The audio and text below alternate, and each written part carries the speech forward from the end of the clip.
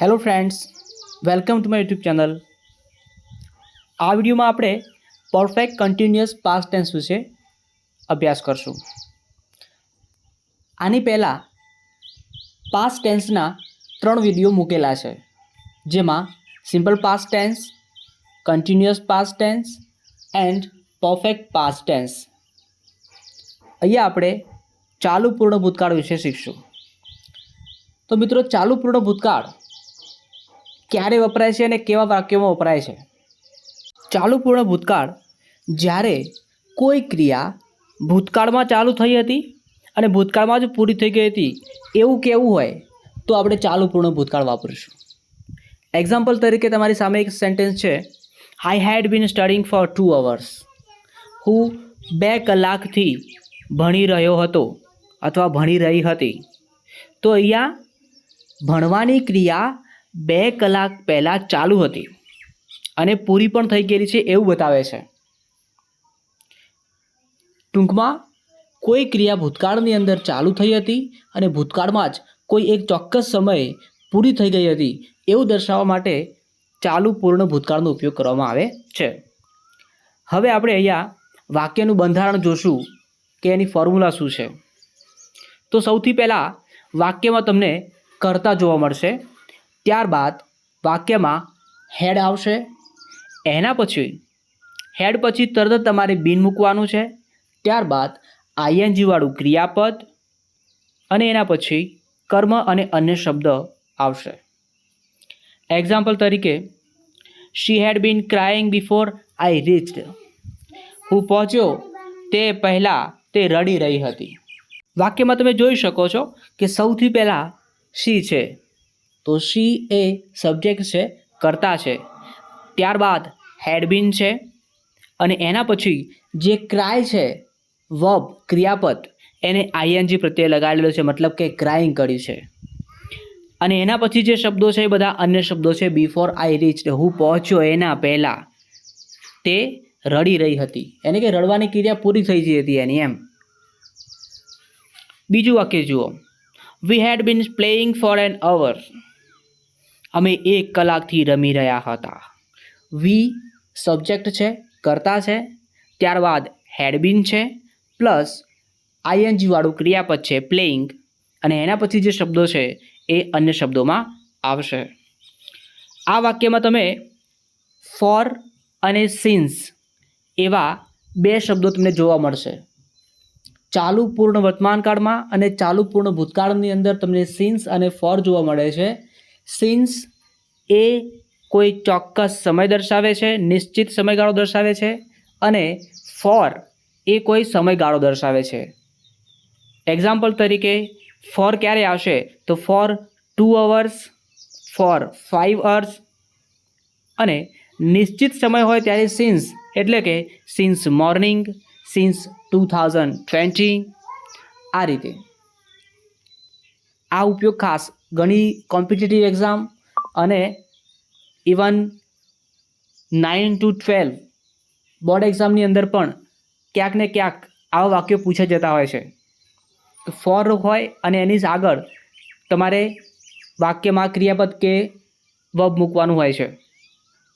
તો ફોર ક્યારે વપરાય છે, તો ફોર કોઈ ચોક્કસ જે છે એ સમયગાળો બતાવશે અને સિન્સ એ ચોક્કસ નિશ્ચિત પોઈન્ટ ઓફ ટાઈમ બતાવશે. ચલો નેક્સ્ટ વાક્ય જોઈએ. ત્યારબાદ સ્ક્રીન પર તમારી સામે નકાર વાક્ય રચના નેગેટિવ સેન્ટેન્સ આપેલા છે, તો એને સમજીએ. સૌથી પહેલાં વાક્ય જુઓ, you had not been watching TV since 8 o'clock.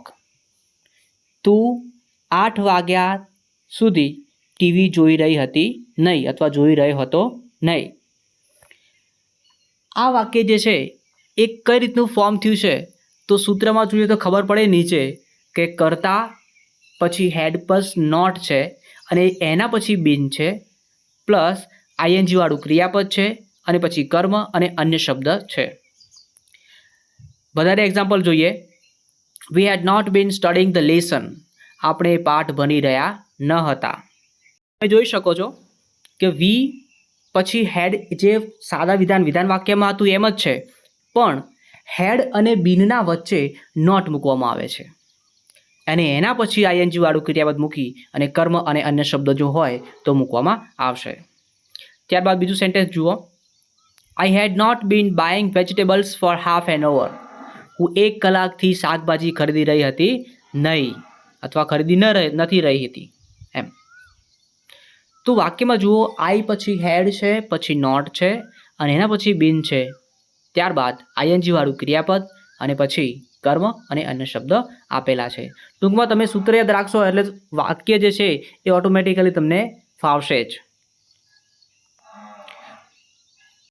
મિત્રો, સ્ક્રીન પર તમે જે ફોટોઝ જોઈ રહ્યા છો એ વર્બ ફોર્મની એક પીડીએફ છે જે કાળ શીખવા માટે ખૂબ જ જરૂરી છે અને ભૂતકાળ શીખવા માટે તો બહુ જ ઇમ્પોર્ટન્ટ, કે જેમાં સાદો ભૂતકાળ અને પૂર્ણ ભૂતકાળમાં જે V2 અને V3 આવે છે એમાં વિદ્યાર્થીઓને મુશ્કેલી નડતી હોય છે. તો V3 અને V2 સાથે સાથે V1નો સમાવેશ કરેલી આપણે 3 PDF ક્રિએટ કરી છે. તમે તમારા લેવલ મુજબ તમને જે ઈચ્છતી હોય એ ટાઈપની PDF તમે આમાંથી લઈ શકો છો. ત્યાં કોન્ટેક્ટ નંબર આપેલો છે, તમે ત્યાં વોટ્સઅપ કરી અને પરચેસ કરી શકશો. Thank you. હવે પરફેક્ટ કન્ટિન્યુઅસ પાસ્ટ ટેન્સની અંદર આપણે ઇન્ટ્રોગેટિવ સેન્ટેન્સ વિશે વાત કરશું. ઇન્ટ્રોગેટિવ સેન્ટેન્સ એટલે કોઈ પ્રશ્ન વાક્ય. તો જ્યારે કોઈ આ કાળમાં પ્રશ્ન પૂછવો હોય તો કઈ રીતે પૂછી શકાય? તો ત્યાં પણ કોઈ ચિંતા જેવું છે નહીં, બહુ સરળ રીતે આપણે સૂત્ર આપેલું છે, તમે જોઈ શકો છો. સૌથી પહેલાં હેડ પ્લસ કર્તા પ્લસ બીન પ્લસ આઈએનજી વાળું ક્રિયાપદ, એના પછી કર્મ અને અન્ય શબ્દ, અને છેલ્લે પ્રશ્નાર્થ ચિહ્ન મૂકશો એટલે તમારું પ્રશ્ન વાક્ય તૈયાર. એક્ઝામ્પલમાં જુઓ એટલે વધારે ખ્યાલ આવશે. જુઓ, હેડ શી બીન ક્રાઇંગ બિફોર આઈ રીચડ. શું તેણીની રડી રહી હતી અમે પહોંચ્યા પહેલાં, અથવા તો અમે પહોંચ્યા એ પહેલાં જ તેણી રડી રહી હતી, મતલબ કે એનું રડવાનું કામ પૂરું થઈ ગયેલું હતું. તો સૌથી પહેલાં તમે જુઓ, આ પ્રશ્નની જવાબની અંદર તમને યસ કે નોમાં જવાબ મળશે. તો વાક્યમાં શું છે? હેડ, ત્યારબાદ શી, એના પછી બીન ક્રાઇંગ બિફોર આઈ રીચડ. અહીંયા તમે જોયું હશે તો જે અફર્મેટિવ સેન્ટેન્સ, મતલબ કે આપણું જે સાદું વિધાન હતું એ વિધાન વાક્યમાં જ થોડોક તફાવત કર્યો. શું કર્યું? હેડ જે છે એને બીજા નંબરથી ઊંચા કરીને આગળ લાવી દીધો, એટલે આપણું થઈ ગયું પ્રશ્ન વાક્ય. સેકન્ડ એક્ઝામ્પલ જોઈએ. Had we been playing for an hour. શું અમે 1 કલાકથી રમી રહ્યા હતા, એટલે કે રમવાની ક્રિયા પૂરી થઈ ગઈ હતી એમ એ વખતે. Third sentence, had you been waiting for her for long time. શું તમે એની લાંબા સમય સુધી રાહ જોઈ રહ્યા હતો અથવા જોઈ રહ્યો હતો? તો આ ટાઈપના વાક્યો જ્યારે બનાવવા હોય તો પરફેક્ટ પાસ્ટ કન્ટિન્યુઅસ ટેન્સની અંદર બનશે.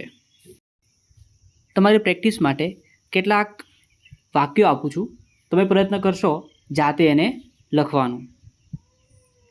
વધારે ખાલી જગ્યા કે એક્સરસાઇઝ માટેના સેન્ટેન્સ જોઈતા હોય તો કમેન્ટમાં જણાવો, હું તમને PDF સ્વરૂપે અથવા તો કમેન્ટમાં જ અથવા ડિસ્ક્રિપ્શન બોક્સમાં તમને આપી દઈશ ત્યાંથી જ. Thank you.